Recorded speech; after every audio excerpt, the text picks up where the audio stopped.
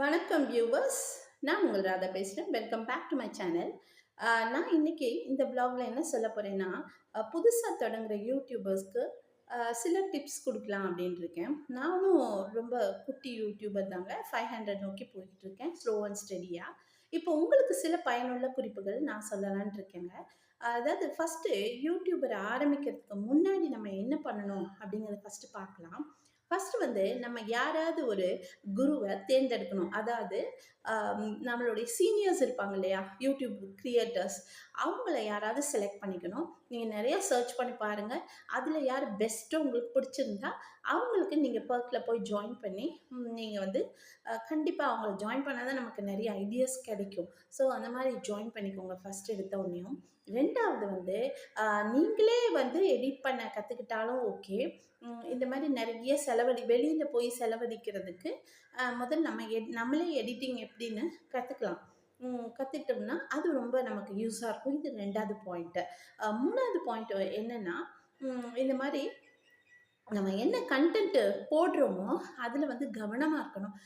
அடிக்கடி போடணும். ஒன்று வந்து லாங் வீடியோ, இன்னொன்று வந்து ஷார்ட். டெய்லி ஒரு 3 ஷார்ட் வீடியோஸாவது போடணும். இது ரொம்ப ரொம்ப முக்கியம். அடுத்து ஃபோர்த்து என்னென்னா, வாட்ச் டைம் கூடுறதுக்கு என்ன வழி அப்படின்னு பார்க்கணும். வாட்ச் டைம் கூடணும்னா நம்ம என்ன பண்ணணும்னா, கொஞ்சமாவது ஒரு ஒரு வீக்லியோ இல்லை ட்வைஸ் இன் எ வீக்கோ நம்ம என்ன பண்ணணும்னா ஒரு லைவ் போடணுங்க.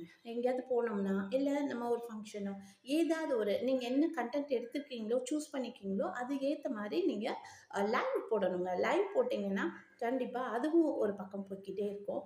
ஸோ நம்ம சீக்கிரமாக ரீச் பண்ணலாம். இதுதான் நான் சொல்கிற ஒரு பெஸ்ட்டு ஐடியாஸ். அதுக்கப்புறம் வந்துட்டு என்ன கண்டென்ட்டோ அதில் உண்மை இருக்கணும், ட்ரூ இருக்கணும். ஏதாவது காப்பி பண்ணி அந்த மாதிரி பண்ணக்கூடாது.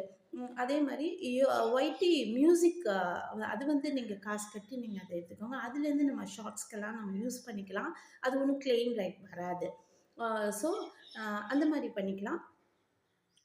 அப்புறம் என்னென்னா, மியூசிக் போட்டுட்டோம், இது பண்ணிட்டோம். இப்போ நம்ம ஒரு குருன்னு சொல்கிறோம் பார்த்தீங்களா? நம்ம யாரை ஃபாலோ பண்ணுறோமோ அவங்க வந்து கரெக்டாக நமக்கு என்னென்ன மாதிரி பண்ணணும் அப்படின்னு சொல்லுவாங்க.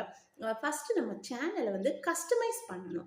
உங்கள் சேனல் எப்படி கஸ்டமைஸ் பண்ணுறது எல்லாமே அவங்க சொல்லிக் கொடுப்பாங்க.